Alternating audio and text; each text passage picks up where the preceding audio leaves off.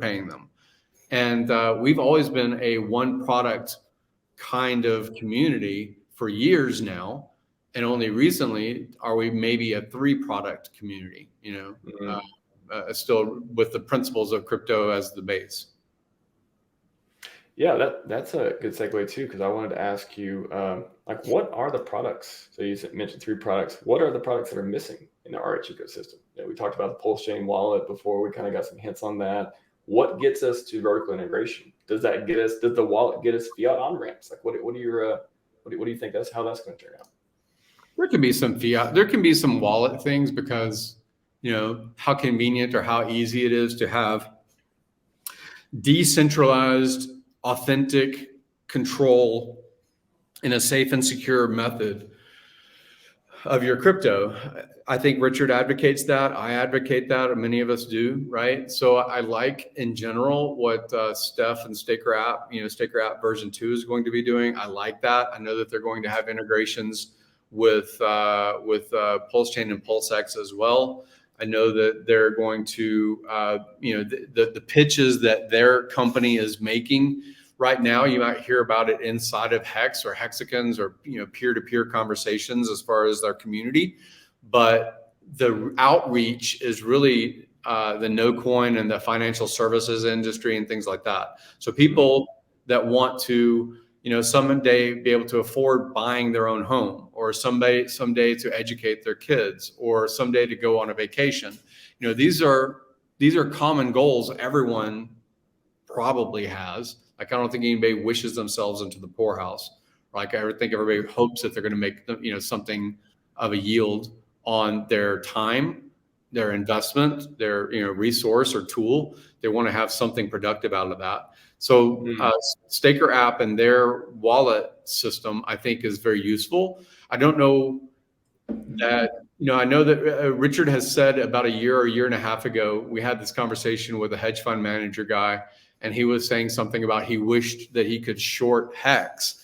And Richard had reported, great, build the platform. I would love for somebody to short it. But I think that that's a little bit, that's too enticing. And again, Richard may say it's useful.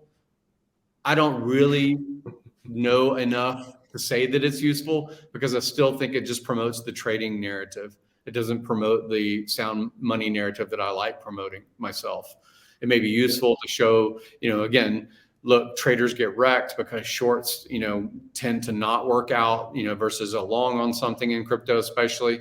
He gives this narrative of $20,000 Bitcoin being shorted down to zero. You only make 20 grand, but being long, you can make a lot more money. So I see his point about wanting shorting, and I think somebody will build a shorting platform, but I don't really like it because it's still not promoting the process,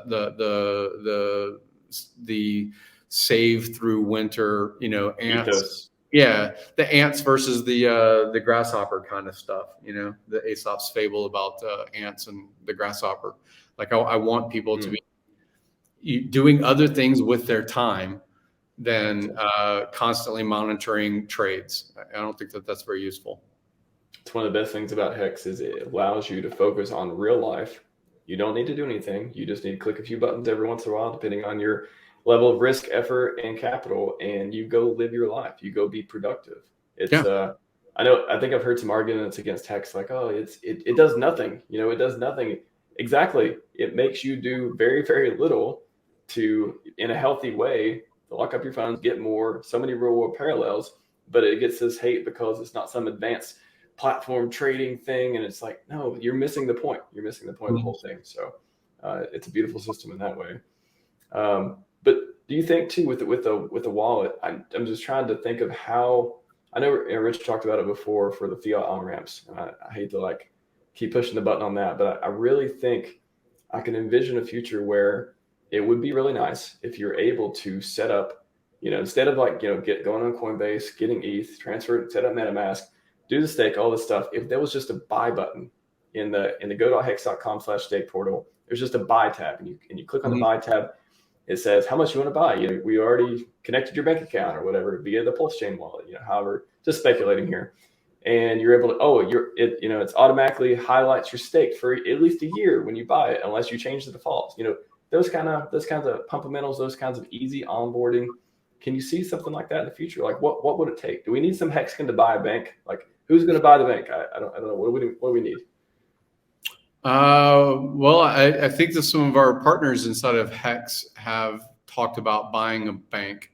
You can get a charter, basically. So it's not preposterous to think buying a bank is possible by Hexicans to be part of the onboarding process of fiat converting into crypto. So that's not, I can't speak much more detail than that, but that's actually a conversation that's been around for the past year with merit, like actually meeting with government officials and with people that can issue bank charters and things like that, or buying existing banks for those purposes of fiat. Now, there's other things that are already available, like TrueUSD is a fiat bridge into ERC20 at the moment.